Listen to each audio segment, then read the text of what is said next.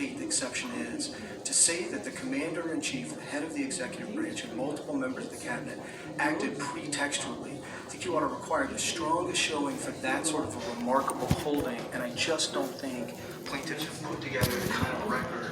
Do you agree that under our case, Cardinus, that there is a bad faith exception? I do. This court read Justice Kennedy's concurrence in Den to be controlling and said there's a bad faith exception. Obviously didn't find bad faith in her, but I under this court's case law, yes, that exception is there. So I understand your position. It's that the Den exception only applies to individual visa denials? No, I don't think so at all. I think Den applies to the same full scope as Mandel, which is to say to challenges to the exclusion of aliens abroad, whether those exclusions are the Congress or the President, whether they're statute or an executive order. Mandel has always governed those kinds of challenges. And I think the difference between Den and a McCreary-Lukumi type inquiry is that Den requires at least some affirmative showing of bad faith. I think here in this context it ought to be a really high one, so it isn't just a sort of wide-ranging de novo inquiry into subjective motivation. If we conclude that the district court applied the wrong standard, the government's position is it should be Mandel, correct? That's right. Shouldn't we send it back to the district court to apply Mandel and to see if plaintiffs can make out an affirmative case of bad faith? I mean, you could send it back, Judge Hawkins, but I have to say that I think plaintiffs haven't sought any additional discovery here. I mean, we have a record. We know what the statements were as a matter of fact, and I think this court is as well placed as the district court to look at those statements and to determine, in the absence of testimony or credibility determinations or any of that, none of which went on below, are those enough to get us bad faith under Den? I think it would be the same inquiry in the district court as in this court. Is there any case? There is no case like this, is there? Well, no, Judge Pius. I think in part because no one has ever attempted to set aside a law that is neutral on its face and neutral in operation on the basis of largely campaign trail comments made by a private citizen running for office. When I read Mandela, Special deference, returning to Judge Hawkins' earlier question. Daniel, let me ask you this. And I don't need to usurp your closing language, so we'll give you extra time if you need. But there were letters issued by both the Department of Justice and the Department of Homeland Security. I think on the same day the second order was signed, which more or less gives support to the order and, say that there are national security reasons we need to do this. So do those letters neutralize your assertions that the national security interests relied on are pretextual, and also more related to that, do they neutralize the bad faith argument? Because you're not just saying bad faith of the president, you'd have to be saying it's also bad faith of the Attorney General and also bad faith of the Secretary of Homeland Security. Right. So it's certainly true that those letters were written on the morning of saying, would it be nice to do an executive order like this, and then the executive order issues. And I think that those letters don't change the dynamics at all. Rather, the question is, as the district court found, and as all the amici before you found, is this executive order viewed from the standpoint of an objective observer in the establishment of a disfavored religion? And even if there is, The district court, and he can tell us. They asked the judge what transit or visa issuance, that sort of thing. Is there any justification for that portion of the order? Yes. For that interpretation? So may I answer that in about a half a minute to sum up? Well, we're giving you extra time. So. Thank you. Thank you so much. So I didn't really quite understand Mr. Wall's statement to the Fourth Circuit. He said, Well, I take Mr. Wall at his word. He said that they asked the district court, and he could tell us, they asked the judge in Hawaii, yes. can we go ahead with these studies to determine if there are things that can be done. And I take it he was saying that in reaction to the judges on the Fourth Circuit and Bank panel saying, why haven't you done this? Exactly. So let me read to you his words in the Fourth Circuit and then go through it because it gets a little technical.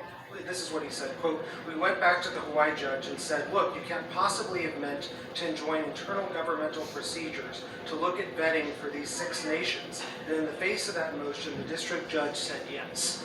I don't think that's quite right. That is, they did ask to clarify the injunction, not with respect to the 6 countries and studying the 6 countries, but just generally, can they have internal consultation and the like? And then question's a little broader than Yes, that. exactly. My question is there any justification for interpreting the district court's injunction to cover what I've just described? Yeah, so I think yes. Answer yes or no. The answer is yes, if it comes to a worldwide study under the auspices of Section 2A of the order. And the reason for that is what we pointed out in our opposition at the district court to their clarification motion on page 13. This was the government's own theory.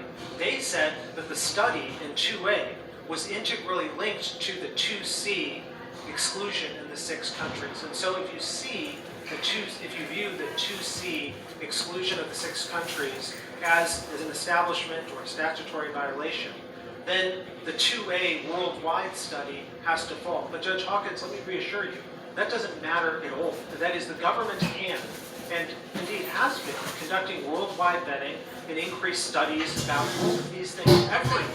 Recently, they do something along those lines with the Absolutely. laptops or something? Not just laptops. 2 weeks ago, they announced in the Code of Federal Regulations an increase in vetting procedures worldwide. So the injunction doesn't ban studies at all. It only bans a specific study, which is a study designed to carry out what we view as the Muslim ban in Section 2A. And so the President has been conducting those studies as every executive. We'll get a chance to hear from Mr. Wall. Okay, great. If I could just sum up for 30 seconds or so. Last week, my friend Mr. Wall closed his argument by saying that the precedent here will transcend this case and this travel ban. And I couldn't agree more. If you rule for us, you leave intact the President's powers, including every decision that every President has made in our lifetimes, and you preserve a status quo that has existed for decades. If you rule for him, you defer to the President in a way that history teaches us is very dangerous. You open the door to so much. As Justice Jackson said in the context of the First Amendment and in a religious freedom case, quote, "The First Amendment was designed to avoid these ends by avoiding these beginnings." This very courthouse, which tried, convicted, and then later exonerated Gordon Hirabayashi 44 years ago, stands as a physical reminder about what is at stake. Our Constitution and laws are better than this. Our founders wanted America to be a beacon on our coast, and that beacon at the end of the day is not the quality of our sports teams or the quality of our soil. That beacon ultimately is the majestic Article 3 and the grand contours of the First Amendment. We ask that the district court's ruling in joining this unconstitutional and un-American executive order be affirmed. Thank you, counsel. Solicitor General Wall, you had reserved a couple of minutes. We also went over time on the appellee's argument, so we'll give you extra time if you would like it. Thank you, Judge Gould. I'll try not to use all of it. I have just a few brief points. The first is, I don't think Washington can be taken to resolve the standard of review in this case. I think it's Mandel. And under that... Pretty close, though. Well, it did it in a section called reviewability. And to the extent that what Washington said, Judge Paez, was Mandel can't govern, broad policy determinations, even plaintiffs don't try to defend that reasoning because it's inconsistent with Fialo and other cases. And that's why I don't think this court should overread it. Under that standard, I'm glad to hear counsel say, look, we wouldn't be up here if it were just the campaign statements. I'm glad to hear him say that, because those are not statements in an official capacity, and they don't tell you what the official objective of government conduct is. People say things on a campaign trail, and then they take an oath to uphold the Constitution, they form an administration, and they consult with them on the policies they develop.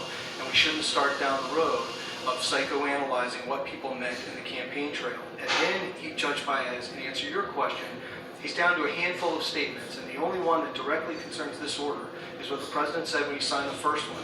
We all know what that means.